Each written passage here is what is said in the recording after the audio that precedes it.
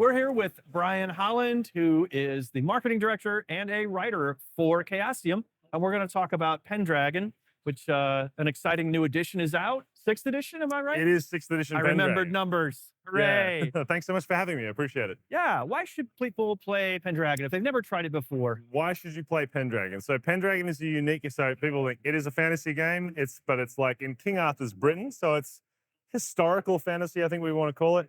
And everyone plays a knight, but Pendragon is not necessarily about the kind of character class or what kind of abilities or powers you unlock. Those are all things in the game.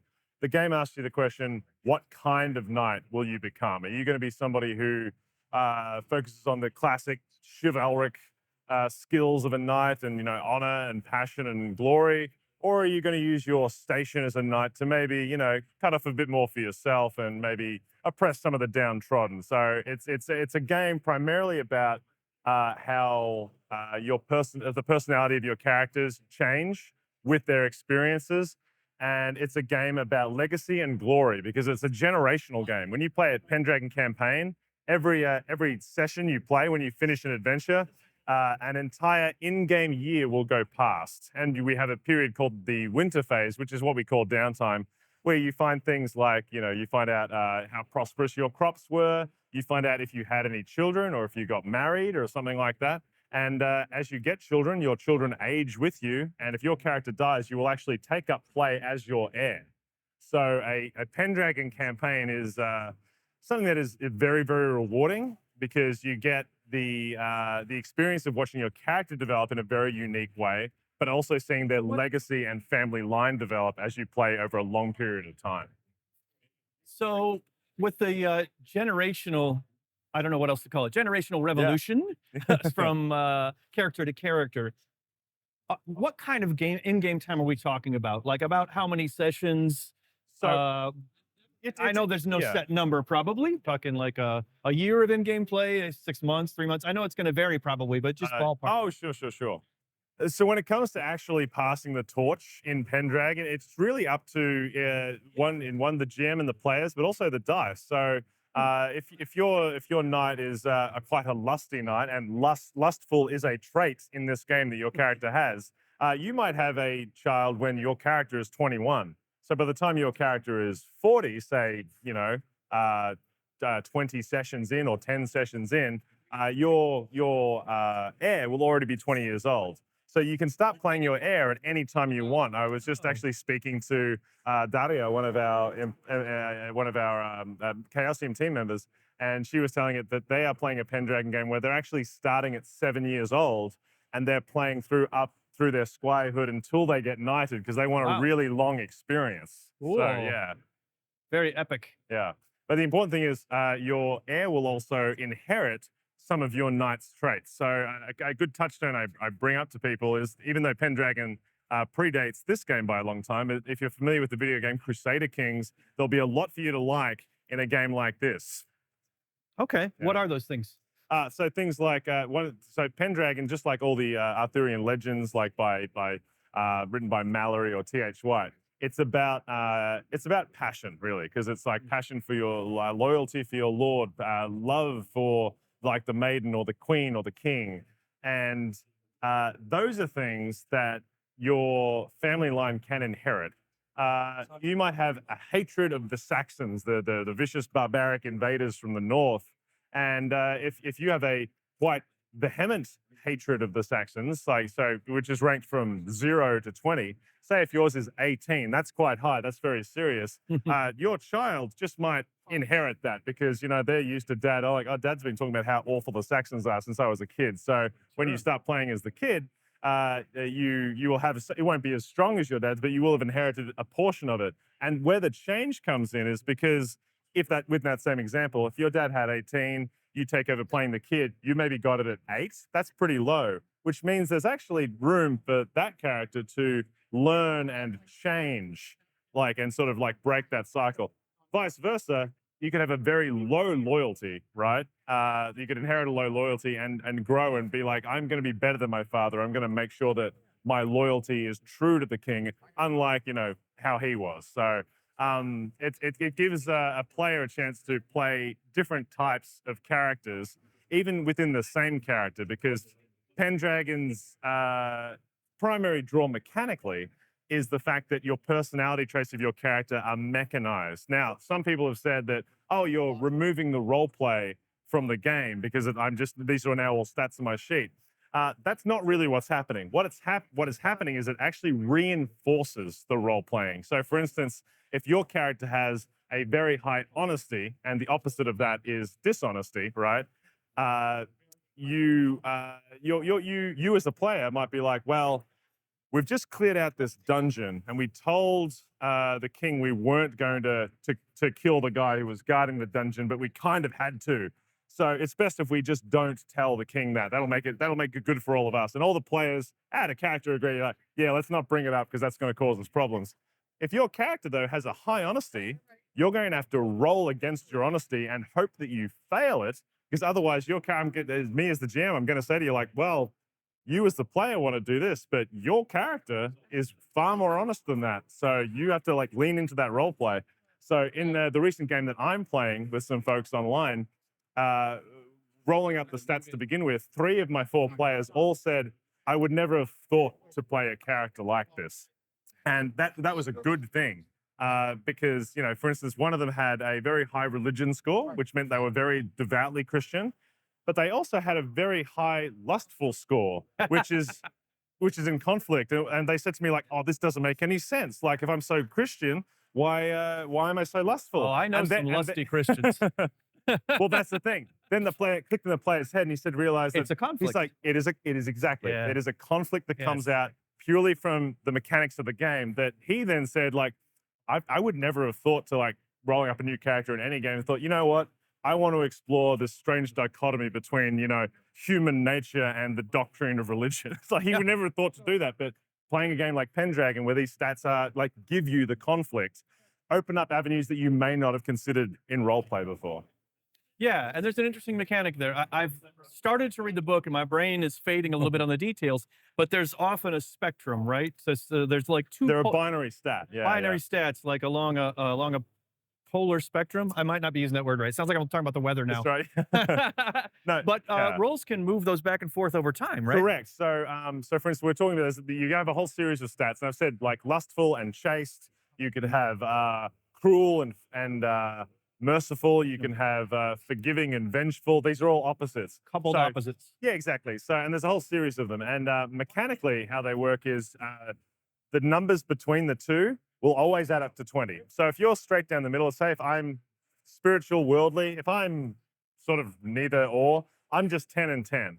But if my, say if, you know, I succeed a spiritual role, then there's a chance that stat will increase. So my spiritual goes to 11, my worldly will go down to 9. And as this happens just through play, and this isn't always based on roles, so a player can say like, oh, I'm going to make this choice to lie to somebody. That means that, well, we're going to check to see if your dishonesty goes up, right? And if it does, then over time, your character's personality will be sort of on the sheet. It's also really handy if you're somebody that initially when you're starting a game, you're maybe not sure exactly what your character would do in every situation. You can look down at your sheet and say like, oh, well, I actually have a high merciful. So maybe these bandits that just fought us, maybe I'm not going to fight them to the death. Maybe I'm going to hold my last sword and give them the chance to step away and, you know, and rethink their life. You know, you can choose to do that. You can also, as some of my players do, they can choose to, if they're not sure of what to do in a situation, they can leave it up to the dice and say, well, I'm not sure what I should do here, if I should take the gold to give to somebody. So I'm going to roll against my selfish, right? And if you succeed selfish, it's like, okay, I guess my character's going to sneakily take this gold and not tell anybody. But that can become like a issue, because if any of these stats ever get to a famous level, if they get to 16 or higher, then, you know, that's going to become out of your hands. So if your selfish goes up to 16, next time you get a chance to pocket some gold and you don't want to, you're going to have to fail that selfish roll. So it's the same deal, right? Interesting. Yeah. Yeah. You know, that vibe with me when I read it too, because it reminded me of something I used to do as my own little player house rule in D&D. I wasn't sure if a character could control himself. I would make my own wisdom save that the DM didn't ask me. When I wasn't sure what to do, I would let that guide me. So when I read those stats, I thought, wow, this is like a whole fleshed out, nuanced version of that. That's yeah, pretty yeah. cool. And one of the favorite ones is temperate and indulgent. So if there's ever a feast, I'm always like, anyone, are you temperate? They're like, if someone says, I'm like, I'll say, oh, are you getting drunk tonight? And the player will say, oh, I don't think so. I'm like, are you sure? Because you've got an indulgent 14. So maybe if you want to be temperate, roll against that See if you temperate can do 6 it. you've got, and we'll see how you go. And look, and that's how, just like in real life, people change over time based on their experiences. And So- I have that specific struggle usually each night after Gen Con. Oh yeah. Should I get We'll up see how you can early? roll Should I go tonight. have fun? Yeah, exactly. Yeah. Cool. There is combat in the game. I know that from what Yeah. I've read so far, but I have not yet read the combat rules. But my first question about it is: it doesn't seem like a game that has to be super combat centric if you don't want it to. Is No, that correct? not at all. Yeah, I mean, despite the fact, look, at the end of the day, you're all playing knights, which means you're all at least Gonna fight. halfway decent, good in a fight. Yeah. The thing with Pendragon is, well, it is a mystical setting, and if the GM wants, there could be a druid or a wizard or fairies or a giant, but magic is not something the players have access to. That's assuming that magic is, actually real and not just charlatan stuff going on. That's one of the things that I personally, when I run Pendragon, I like to leave up to interpretation. Like, what was that? Was that wizard doing stuff? Right. Wizardry, or did we just walk into a room that had a lot of strange smelling smoke and we were all hallucinating? Like, because you don't know what that was like in the year 529, Sure. right? Could have been an So extremely the accomplished. thing with mentor. I mention this because there's no magical healing in the game.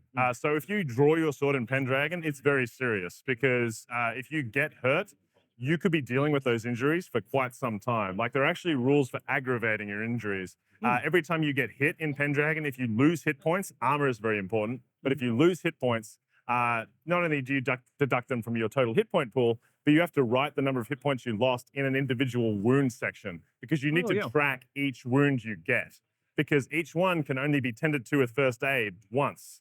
If your wound is particularly bad and you get some first aid on it, but the adventure is still going, say you still got to ride 20 miles, there's actually rules in the book for aggravation. And if your wounds are going to be aggravated.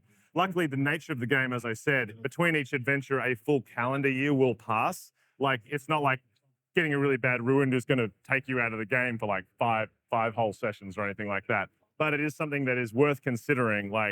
Again, if your character is very brash or quick to get into a fight, that could be bad for you because you as a player, I know how dangerous combat in this game can be. So I don't know if I want to be a really brash guy, right? So it is definitely a world, what we call is a world of brutal medieval realism, contrasted against the fables of the Arthurian legends.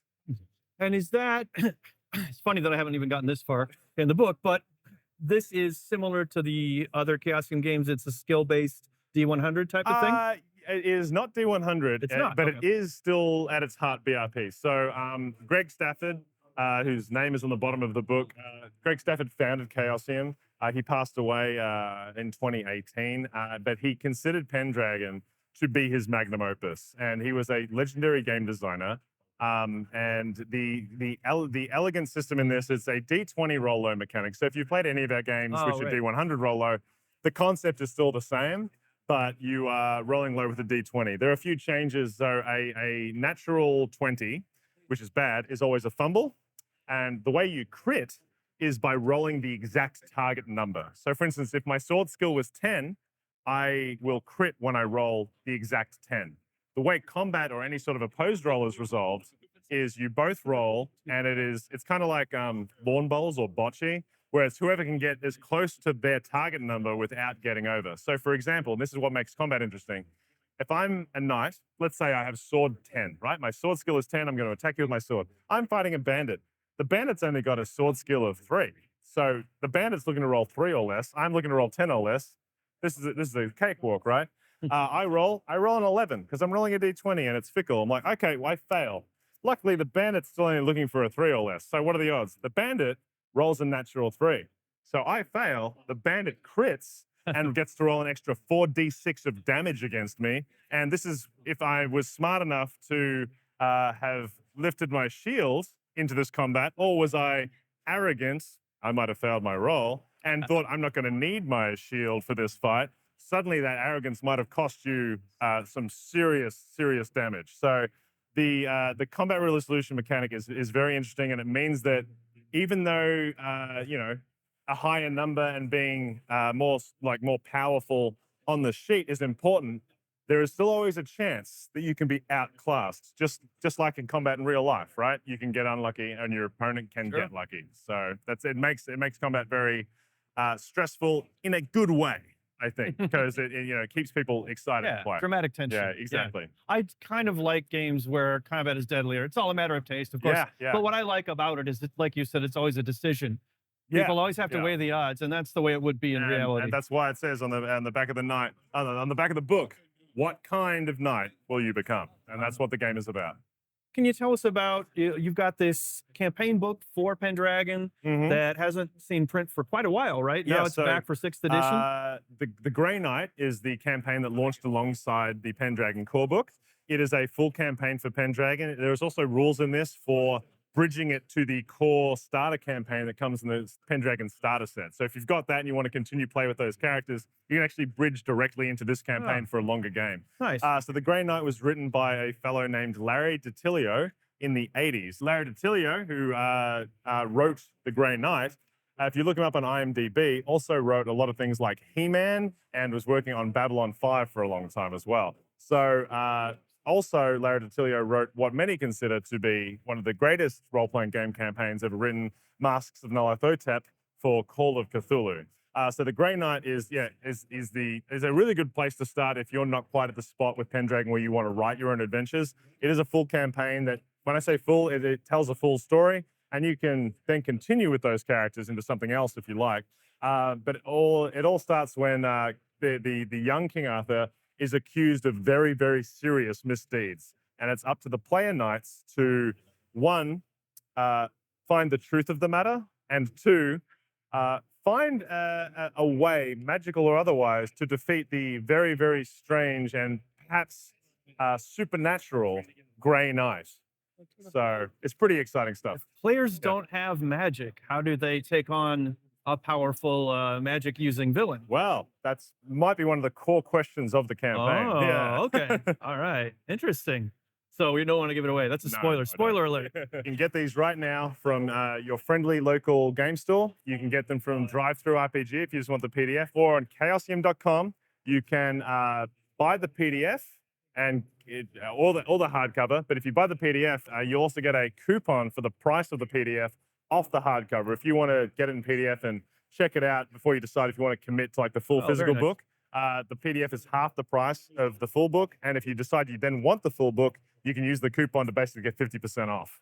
Also, if you just go straight to buying the full books, you'll get the PDF for free. That all sounds reasonable. That's the worst thing, actually, when I buy a PDF and then decide I want a hardcover, because... Yeah, well, we look after people like you specifically. Thank you. Yeah. Cool. Thank you so much for your time. Thank you so much for having me, guys.